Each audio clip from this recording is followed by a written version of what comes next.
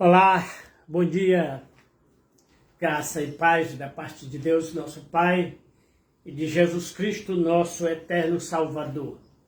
Como eu sempre tenho asseverado, Jesus Cristo é Deus que se fez homem, não é homem que se fez Deus, mas é Deus homem. Deus que se humilhou, que se esvaziou, que condescendeu e que se encarnou, que se manifestou em carne, para que pudesse ter um relacionamento perfeito conosco. Ter comunhão com Deus é ter comunhão com Jesus Cristo, é ter um relacionamento com Jesus Cristo. Querido, nesta manhã de sexta-feira, onde todos estão aguardando aí a vitória do Brasil contra o Haiti, para que possa prosseguir na Copa, eu quero lhes trazer uma palavra que muito me chamou a atenção. Semana passada eu estava num grande supermercado aqui na Parangaba e um certo homem se aproximou de mim, um homem moreno, forte, e então ele começou a falar do povo de Fortaleza, que era um povo orgulhoso, um povo egoísta, um povo que não fazia amizade, um povo indiferente, porque ele estava morando aqui há 6 anos, né? Então ele foi contando a vida dele toda, que foi militar, era aposentado, me disse até a patente, mas não me lembro. Ele falou também do salário que ele ganhava, mais de 10 mil, e que não fazia muita diferença isso. Ele era simples, humilde e que estava sempre disposto a uma conversa, a uma amizade. E até me deu um abraço, né? Muito obrigado a você que está me assistindo, que Deus te abençoe. Então aquele homem foi conversando, querido, falando do orgulho, da vaidade, da prepotência do homem, mas ele falava especificamente do povo de Fortaleza, que era difícil de fazer amizade, de ter um intercâmbio, né, de conversar, de dar um abraço, etc. E eu dizia, isso é porque você não morou em João Pessoa. Eu morei 1 ano e meio em João Pessoa e sei o quanto é difícil fazer amizade ali na cidade de João Pessoa, capital da Paraíba, né? Então, querido, ele falou tanto do orgulho, da vaidade e mostrou no braço umas 10 fitinhas, está vendo aqui essas fitinhas? Essa aqui é de Nossa Senhora não sei o que, isso aqui é dos Círios de Nazaré, isso aqui é de São Francisco, eu vou a Canidé todos os anos, etc e tal. Então ele se mostrou muito religioso, um homem humilde, religioso, e que acreditava nos ídolos, né? E eu falava para ele, então fui obrigado a falar do ídolo Nossa Senhora criado pela Igreja Católica, né? Que mais abraça aos ídolos do que a Jesus Cristo. E a própria canção de Padre Zezinho, um jovem galileu, ele fala que o homem ainda tem medo de Jesus. Porque Jesus Cristo disse aos discípulos, se vocês me conhecessem, vocês também conheceriam o Pai, porque eu e o Pai somos a mesma pessoa. Quem vê a mim, vê o Pai, quem tem o Pai, tem o Filho. Não creis nas minhas palavras? Pois creiam nas minhas obras, pois as obras que faço, não as faço de mim mesmo, mas o Pai que está em mim é quem as fazem. Então Jesus Cristo se declarou o próprio Deus, e os judeus até pegaram em pedras para apedrejá-lo, né? Ah, tu não tem nem 30 anos e tu dizes que antes de Abraão tu vivia, né? Porque Jesus disse, antes de Abraão eu sou. Então, querido, o ser humano continua, parece, o mesmo, ou pior do que antes. E então eu fui discorrer sobre a vida de Salomão, sobre o primeiro mandamento, né? Onde Deus fala lá em Êxodo, Moisés escreveu Êxodo capítulo 20, ouve Israel, ama o Senhor teu Deus de toda a tua força, de todo o teu coração, de todo o teu entendimento. Eu sou teu único Deus, né? Esse é o primeiro grande mandamento. E Jesus Cristo vai repeti-lo no Evangelho de João, de Mateus também. Eu sou teu único Deus, não terás outros deuses além de mim. Então o segundo mandamento é, não farás para ti imagem de escultura, nem te prostrarás a ela, não darás culto a ela, né? Então, estes 2 mandamentos regem toda a nossa vida espiritual, toda a nossa vida moral. Como amar ao próximo, como honrar pai e mãe, como não matar, como não roubar, como não mentir, né? Então, todos esses mandamentos estão implícitos nos 2 primeiros. Amar a Deus acima de todas as coisas, como o único Deus, e não criar imagem, não fazer imagem de escultura, não criar ídolos, não se prostrar diante de ídolos.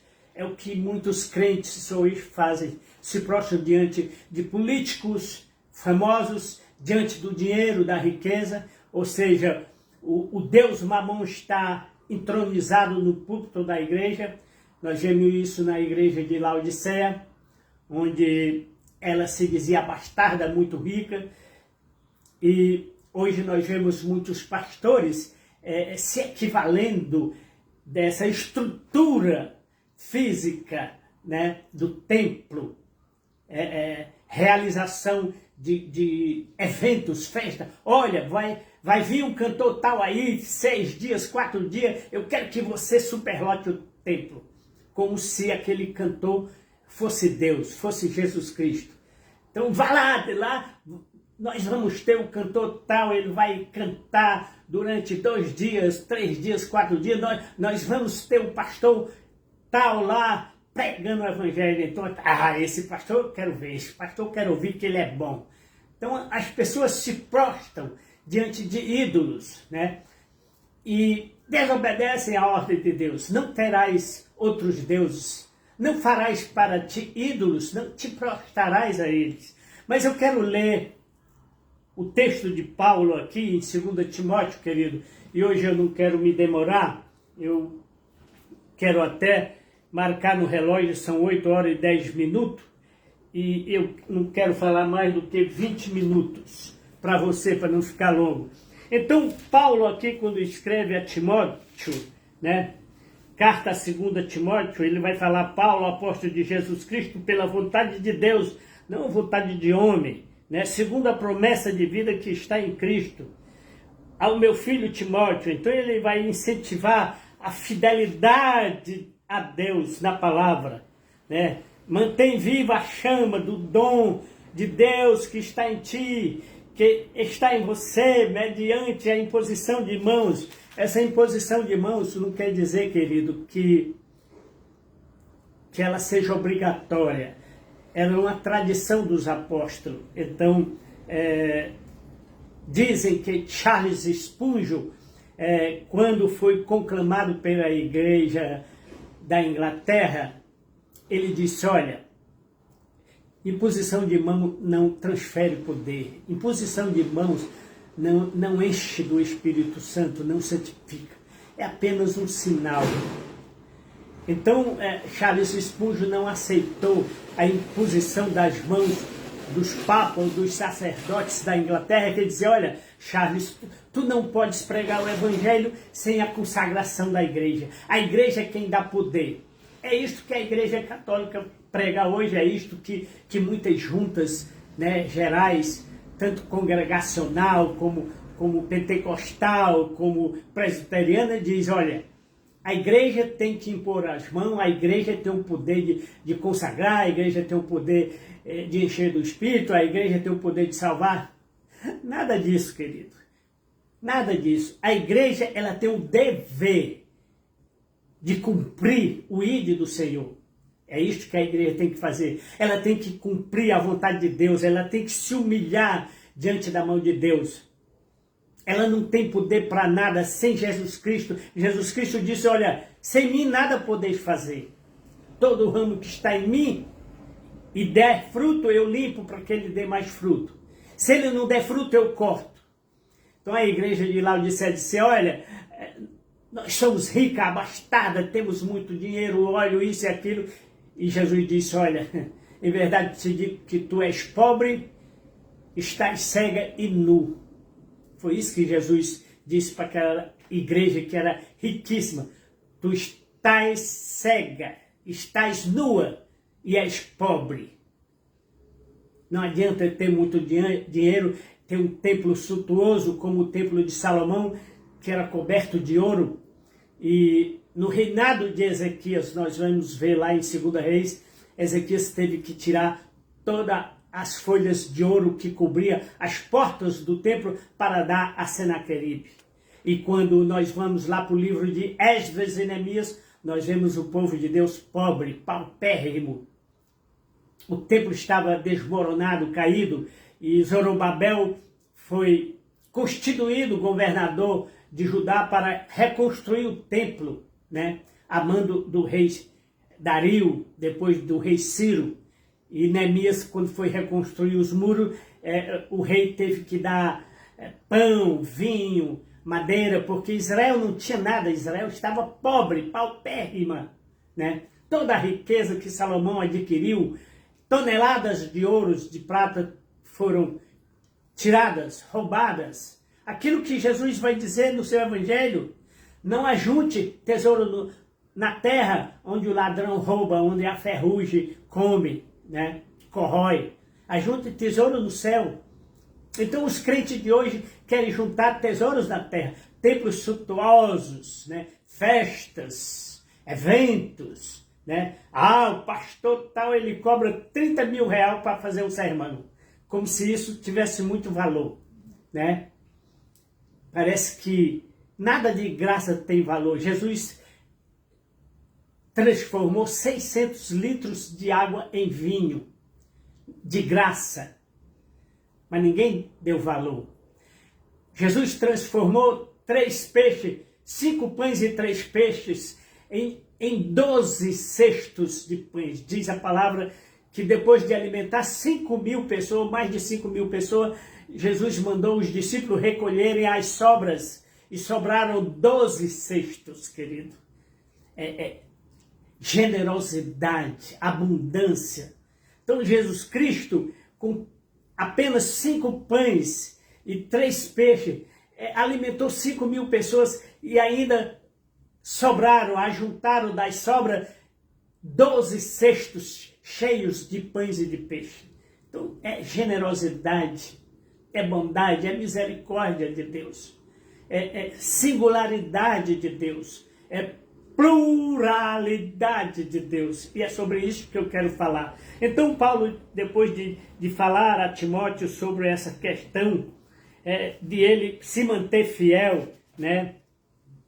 Paulo vai dizer aqui no capítulo 2 e no verso 11, esta palavra é digna de confiança ou de aceitação. Se morremos com Cristo, também com Cristo viveremos. Se perseverarmos com Ele, também reinaremos com Ele. Mas se o negarmos, Ele também nos negará. Se negarmos a Jesus Cristo, Ele também nos negará, querido. Ele é fiel. Então, se você negar a bondade, a misericórdia, a identidade de Jesus Cristo, como diz Paulo, muitos têm aparência de piedoso, mas negam o verdadeiro Deus, que é Jesus Cristo em carne e osso. Jesus Cristo é a teofania de Deus, Ele é o próprio Deus encarnado. Ele diz assim: como o Pai tem vida, eu também tenho e dou a quem eu quero.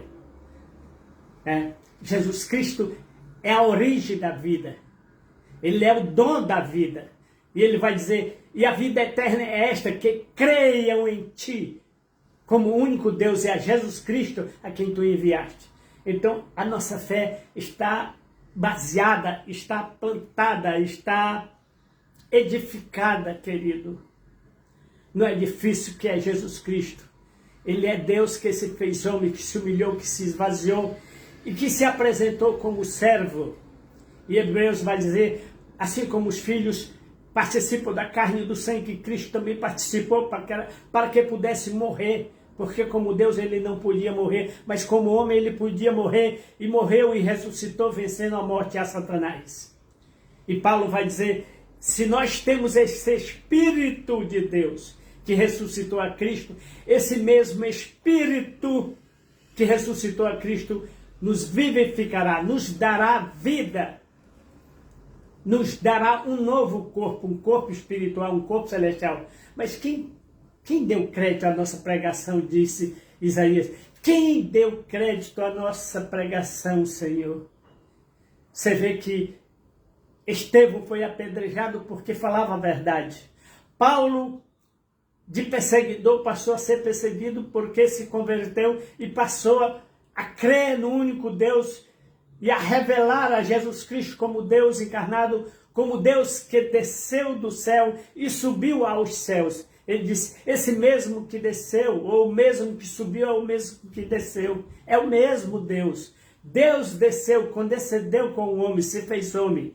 E depois de morrer, ressuscitar, vencendo a morte e os grilhões, subiu aos céus e está à direita de Deus. E Paulo vai escrever em 2 Timóteo, aliás, em 1 Timóteo 6, que ele é o único que possui a imortalidade.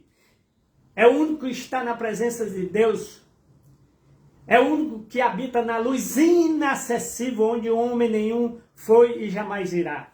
Então, somente Jesus Cristo está na luz inacessível, porque Ele é Deus. Então, muitos são aqueles pregadores que dizem assim, olha, você pode adentrar na presença de Deus. Ah, você pode. Não, pode não, querido. Nós podemos, através de Jesus Cristo, as nossas orações devem ser em nome de Jesus. As nossas súplicas devem ser em nome de Jesus. O nosso jejum, o nosso sofrimento tem que ser em nome de Jesus. Diz o apóstolo, nós não fomos chamados apenas para crermos em Jesus, mas para sofrermos por Ele. Temos que sofrer por Ele, carregar a cruz, andar na luz. Então, querido, muitos são aqueles que hoje negam o verdadeiro Deus que é Jesus Cristo. Por isso eu dizia aquele homem aposentado da polícia militar, né, que falava mal dos fortalezenses que eram arrogantes, prepotentes, que ele ia voltar para Belém. Ah, Belém, vai em Belém que você vai ver. Todo mundo é seu amigo, todo mundo fala com você. Aqui em Fortaleza ninguém fala com ninguém, todo mundo é orgulhoso, ninguém faz amizade com ninguém, né? Parece que tem um rei na barriga, etc, né? E então eu tive que falar da vida de Salomão para ele. Salomão, um homem que foi chamado da simplicidade para fazer a vontade de Deus, mas se perverteu no orgulho, na avareza. Salomão era um homem riquíssimo e depois ele vai descrever em Eclesiastes que tudo era vaidade. Então eu passei a perceber que tudo era vaidade, era correr atrás do vento. Não adianta juntar muito dinheiro, não adianta ter muitos bens, muitas riquezas. Salomão tinha 1000 estribarias, cavalos de raça, árabes, importados do Egito. E não adiantou de nada, Salomão morreu. Salomão tinha 1000 mulheres e ele disse, entre todas não encontrei nenhuma. E depois ele vai chorar em Eclesiastes a respeito da Sunamita. Volta, Sunamita, volta. Muitos pregadores afirmam que essa Sunamita não é a mesma de Davi. Mas eu digo com certeza, querido, que a Sunamita que Salomão canta em Eclesiastes é a Sunamita de Davi. Porque Salomão não ousou possuí-la. Ela era viúva do seu pai. Então a Sunamita, a Abisaque Sunamita, foi trazida pelos anciões para aquecer o rei Davi, que já na idade de 96 anos se tremia, não conseguia mais se levantar da cama. Então quem conhece a história sabe muito bem que inclusive Adonias começou a andar na cidade de Jerusalém, propagando o seu reinado. Eu sou o novo rei. E então Natã chega para Batseba e diz, vai lá, fala com Davi, que o filho dele mais velho, Adonias, está usurpando o trono. E Davi prometeu o trono a teu filho Salomão. Então Batseba vai lá, entra na presença do rei e fala, e o rei disse, manda chamar aqui Natã. E então ele dá a ordem a Natã que sele o burro, o asno dele, onde Salomão ia ser vestido de rei, e montou Salomão e saiu apregoando: Salomão é o novo rei, este é o rei constituído pelo rei Davi. Então Salomão começou a reinar com 30 anos, e depois Adonias pediu a Batseba que fala com Salomão, já que ele é rei, que ele me dê a Sunamita como esposa. Olha, a prepotência, a soberba, né? A altivez de Adonias. Queria que Salomão autorizasse a Sunamita a se casar com ele, a ser esposa dele.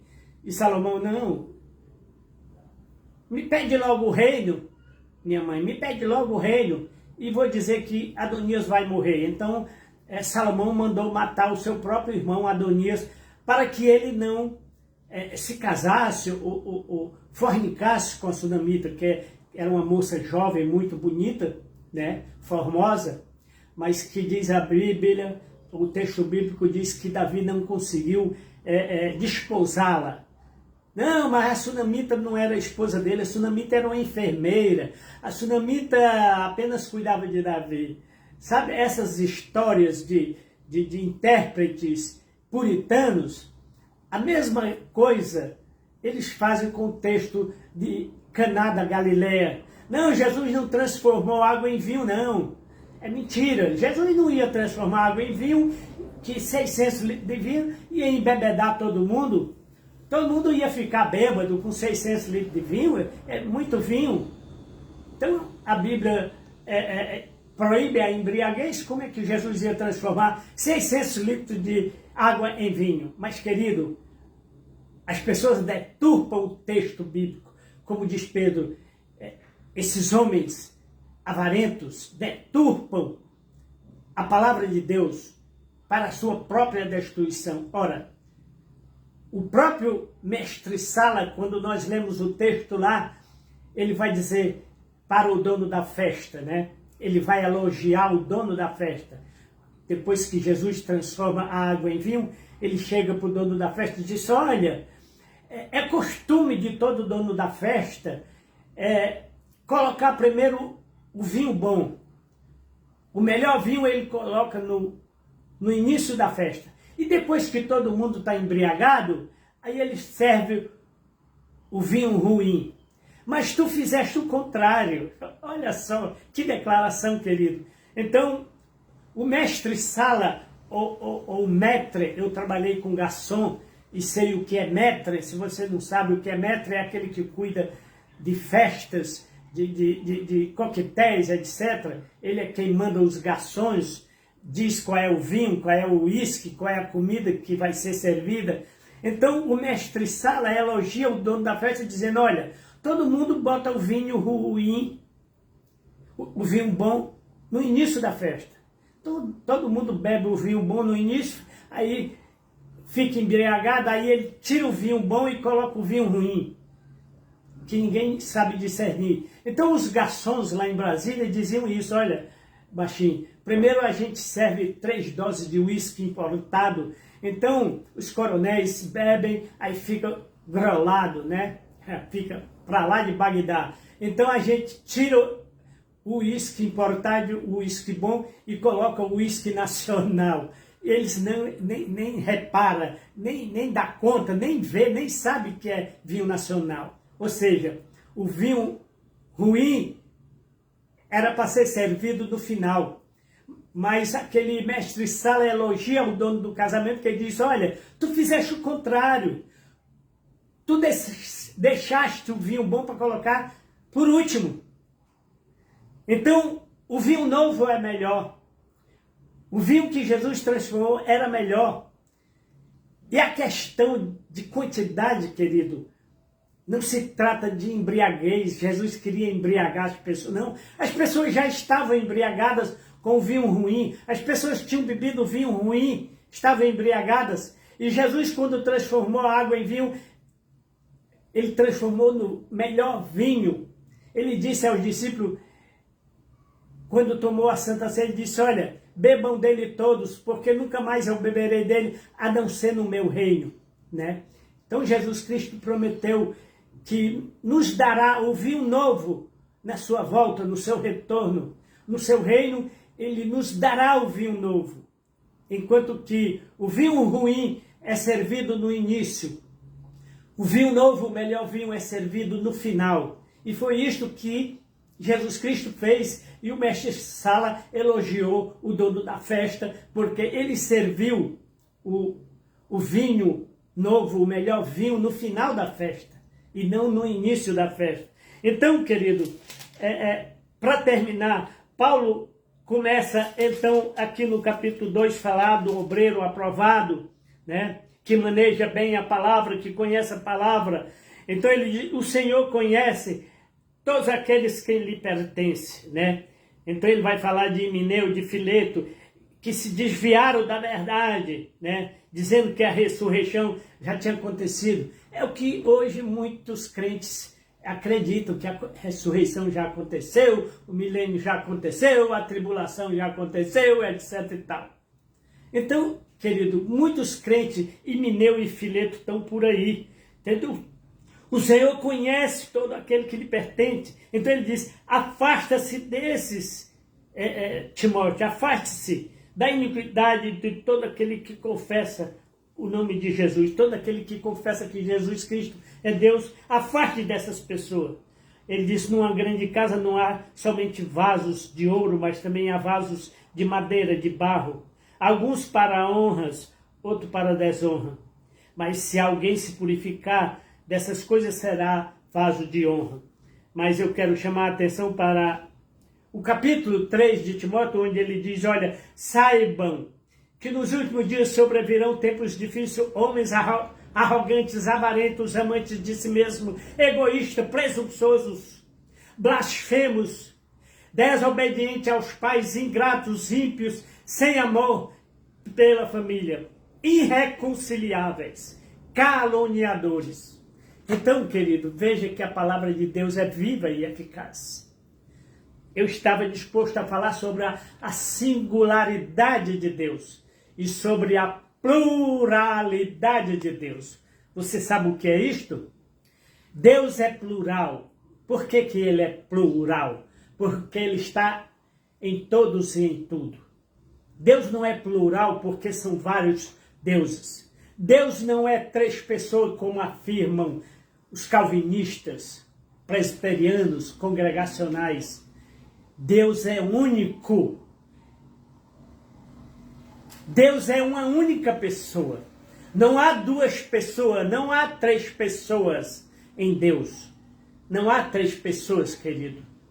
Deus não é três pessoas, porque três pessoas consiste em três personalidades, em três caráteres. Eu sou uma pessoa, minha esposa é outra pessoa, meu filho é outra pessoa. Nós coexistimos no mesmo lar, na mesma família, mas nós somos diferentes, né? Nós somos distintos. Então, os calvinistas e muitos congregacionais afirmam que o filho é distinto do pai. Negativo. Jesus Cristo é igual ao pai. Diz o apóstolo, ele não ousou ser igual ao pai. Ele não usurpou ser igual a Deus. Antes se humilhou, se esvaziou e se apresentou como servo, como homem, para que pudesse ter um relacionamento com o homem. Isaías vai dizer, homem de dores, que sabe o que é sofrer. Então ele sabe o que é sofrer. E Hebreus vai dizer, ele pode nos socorrer nas nossas dores, nas nossas dificuldades, porque ele passou essas dificuldades, ele passou por dores, ele passou por fome, ele passou por perseguições. Então Jesus Cristo é Deus homem, é Deus que se fez homem. Ele não é homem que se fez Deus, como os adventistas e testemunhos de Jeová afirmam. Jesus Cristo se tornou o Messias por causa dos discípulos que anunciavam. Jesus Cristo se tornou Deus depois que ressuscitou. Negativo. Isto é errado, isto é incompreensão bíblica. Jesus Cristo sempre foi Deus. Ele é a teofania de Deus. Hebreus vai dizer, ele é a expressão exata do ser de Deus. como ele afirmou, eu e o Pai somos um. Quem vê a mim, vê o Pai. Quem tem o Pai, tem o Filho. Se vocês me conhecessem, vocês também conheceriam o Pai. Então muita gente não conhece Jesus Cristo, querido. Muitos crentes estão 40, 50 anos na igreja e não conhecem Jesus Cristo. Não conhecem a pluralidade de Deus. Não conhecem a singularidade de Deus. Pluralidade porque Ele está em todos. Ele está aqui comigo, Ele está aí com você, se você realmente é um crente nascido de novo. Ele está no Japão, Ele está nos Estados Unidos, Ele está na Inglaterra, Ele está na Ásia, Ele está em todo lugar, Ele está em tudo, querido. Então isto é pluralidade. E o que é singularidade? Porque Deus é único em pessoa. Ele não é três pessoas. Ele é uma única pessoa. Agora, ele age em todos, por meio de todos.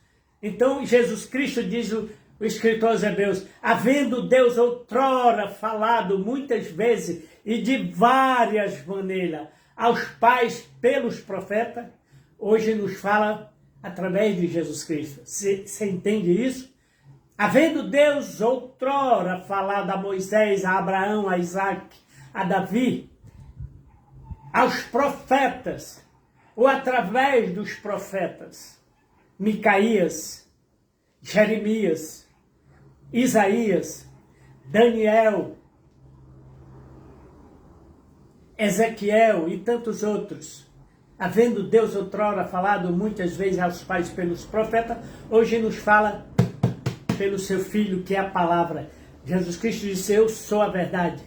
Em verdade vos digo que eu sou o caminho. Eu sou a verdade, eu sou a vida. E ninguém vem ao Pai senão por mim. Então Jesus Cristo é único. Deus não é três pessoas. Deus é uma única pessoa. Um único caráter. Ele é um único indivíduo. Então, pessoa, querido, é aquilo. Quem eu sou? Quem eu sou? Eu sou Edinaldo. Eu sou único. Eu tenho um espírito único. Então eu sou um indivíduo, eu sou uma pessoa. Minha esposa é outra pessoa, meu filho é outra pessoa. E nós coexistimos na mesma família, no mesmo lar. Mas quando nós falamos de natureza, nós compartilhamos da mesma natureza. Você entende? Eu sou um ser humano, você é um ser humano. Minha esposa é um ser humano, meu filho é um ser humano. Todos nós compartilhamos da mesma natureza humana. Somos seres humanos. Então, é o que eu sou. O que eu sou? Eu sou humano. O que você é? Você é humano. Quem eu sou? Aí é diferente. Eu sou Edinaldo. Eu sou uma pessoa. Eu sou um indivíduo único em caráter, em moral. Eu sou único no meu caráter moral. Você é único no seu caráter moral e físico. Mas nós compartilhamos da mesma natureza. Então Jesus Cristo é Deus que compartilhou com a nossa natureza humana. Ele possui as duas naturezas em si mesmo, mas é uma única pessoa. Ele não é três pessoas. Ele é único em pessoa, mas ele participou da nossa natureza humana, da carne e do sangue. Ele compartilha da nossa natureza humana. É tanto que o corpo de Jesus é limitado. Ele está nos céus, não pode estar aqui. Mas no Espírito ele é ilimitável, ele é onipresente. Jesus Cristo está aqui, presente, está aí. Então Jesus Cristo é ilimitado no Espírito. Ele é plural. Mas como pessoa, como homem, ele é limitado, ele é único. Portanto, querido, não existe três pessoas como sempre apregoou Tertuliano, Calvino, e como apregou hoje esses pastores que vão a seminários e parece que saem piores do que antes. Pastores que não conhecem a palavra, que não mergulham em águas profundas. Então eu já falei mais de 20 minutos, né? Eu falei que ia falar 20 minutos, já são 8h40, então me despeço, que você compreenda esta singularidade de Deus, essa pluralidade de Deus, e se humilhe debaixo da poderosa mão de Deus. Eu dizia àquele homem, querido, o que falta no homem é reconhecer Jesus Cristo como Deus, é se humilhar diante dele, é se ajoelhar, é reconhecer que sem Jesus não dá. Ele é o único caminho, Ele é a única vida. Ele disse, a vida eterna é esta, que conheça a ti, o único Deus, e a Jesus Cristo a quem enviaste. Então Ele é a origem da vida, Ele é o nosso Senhor, Ele é o nosso Rei, Ele será o nosso Deus, diz Apocalipse 20. Humilhai-vos, pois, debaixo da poderosa mão de Deus, como diz o apóstolo Pedro. Amém? Que Deus te abençoe. E vá lá no YouTube, no meu canal, este vídeo estará logo mais lá no YouTube, @Edinaldo Alves dos Santos 8751. @Edinaldo Alves dos Santos 8751. Seja participante do meu canal, querido. Eu te agradeço. Um grande abraço. Deus te abençoe.